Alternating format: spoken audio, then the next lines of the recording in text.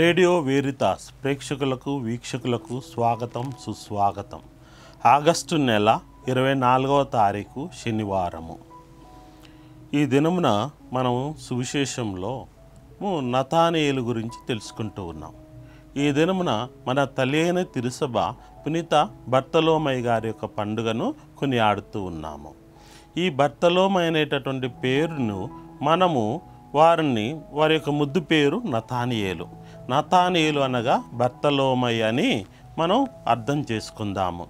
ఈ బర్తలోమయ్య కూడా భారతదేశానికి వచ్చి సువార్త ప్రబోధం చేసినటువంటి అపోస్తులు అని చెప్పేసి మనకు శ్రీసభ చరిత్రలో అక్కడక్కడ మనకు కనబడుతూ ఉన్నవి. కనుక బర్తలోమియ పండుగను మనం ఈ దినమున సువిశేషంలో నతానియేలుగా అర్థం చేసుకుందాము. అయితే ఈ నతానియేలు అతనికి తెలుసు గనుక యేసు ప్రభు మెస్సయా అని ఆయన అర్థం చేసుకున్నాడు. యేసు ప్రభు మెస్సయాగా నజరేతు నుండి వస్తాడని కూడా అర్థం చేసుకున్నాడు. కనుక ప్రియమైనటువంటి స్నేహితులారా, అయితే యేసు ప్రభు వద్దకు ఫిలిప్పు ఈ నతానియేలును తీసుకుని వస్తూ ఉన్నాడు.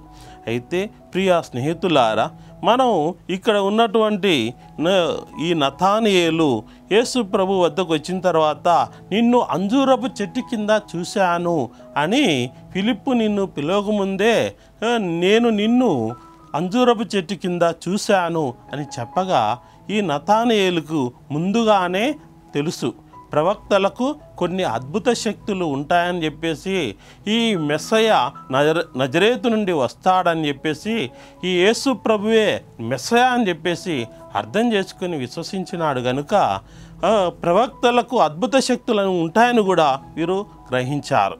ప్రియా స్నేహితులారా, ఎలీషాకు కొన్ని అద్భుత శక్తులు ఉన్నాయని రాజుల 2వ గ్రంథము 6వ అధ్యాయము 8వ వచనం నుండి 12వ వచనంలో, మరియు హెజ్కేలు గ్రంథము 8వ అధ్యాయము 1వ వచనం నుండి 18వ వచనం వరకు, 21వ అధ్యాయము 21వ వచనం నుండి 23వ వచనంలో హెజ్కేలు ప్రవక్త కూడా అద్భుత శక్తులు కలిగి ఉన్నాడని ఈ నతానియేలు అర్థం చేసుకున్నారు.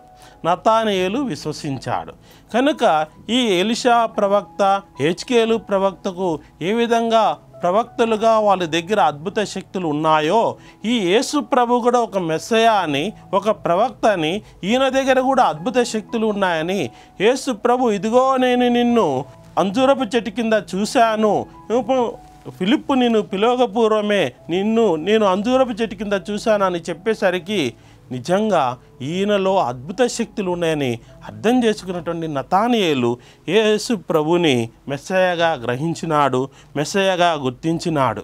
అయితే ఈ మాటలకే వెంటనే అక్కడ ఉన్నటువంటి నతానియేలు ఇవి చెప్పినందుకు వెంటనే ఇంతకంటే నీవు గొప్ప కార్యములను చూస్తున్నావు అని చెప్పారు. నతానియేలు ఏమన్నాడు? ఈ మాట చెప్పగానే నిన్ను అంజూరపు చెట్టు కింద చూశాను అనగానే, బోధకుడా నీవు దేవుని కుమారుడవు, ఇశ్రాయేలుకు రాజు అని విశ్వాసాన్ని వెలిపించాడు. ఏంది ఈ యొక్క చిన్న మాటకే నేను నిన్ను అంజూరపు చెట్టు కింద చూశానని చెప్పినందుకే నువ్వు ఇంతగా విశ్వసిస్తున్నావా? అయితే నీవు రానున్నటువంటి రోజుల్లో పరమండలము తెరవబడుటయు దేవుని దూతలు మనుష్య కుమారునిపై ఆరోహణ అవరోహణ చేయుటను నువ్వు చూస్తావు అని చెప్పారు. అంటే ఈ నతానియేలు యొక్క విశ్వాసం చూడండి. ఈ యొక్క అపోస్తులైనటువంటి బర్తలోమైనటువంటి నతానియేలు యేసు ప్రభుని తొలిచూపులోనే వెంటనే యేసు ప్రభుని మెస్సయగా గుర్తించారు, మెస్సయగా విశ్వసించినారు, దేవుని కుమారుడు అని, ఇశ్రాయేలు ప్రజల యొక్క రాజు అని వెంటనే తన విశ్వాసాన్ని వెలిబుచ్చినారు. ప్రియ స్నేహితులారా, యేసు ప్రభుని మనం తొలిచూపులో ఏమని అనుకున్నాము ఒకసారి గుర్తు చేసుకుందాము. ఈ యొక్క బర్తలోమయ్య అని పిలువబడేటటువంటి నతానియేలు, ఈ నతానియేలని పిలువబడేటటువంటి బర్తలోమైనటువంటి అపోస్తులుడు యేసు ప్రభుని తొలిచూపులోనే, యేసు ప్రభు యొక్క తొలి మాటలోనే యేసు ప్రభు ఎడల నిండైన విశ్వాసాన్ని వ్యక్తం చేసినారు.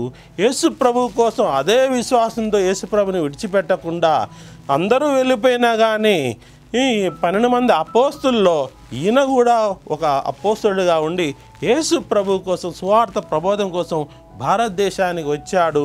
ఈ యేసు ప్రభు కోసం అపోస్తులుడిగా ఒక హతసాక్షిగా వేదసాక్షి మరణాన్ని పొందారు.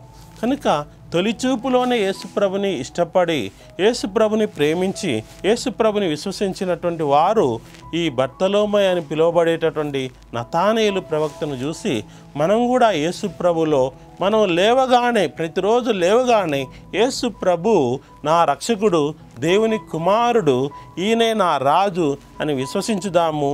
అన్ని అద్భుతాలను ఆనాడు ఆయన చవిచూసినట్లుగానే మనం కూడా మన జీవితంలో చవిచూస్తాము. ఆమేన్.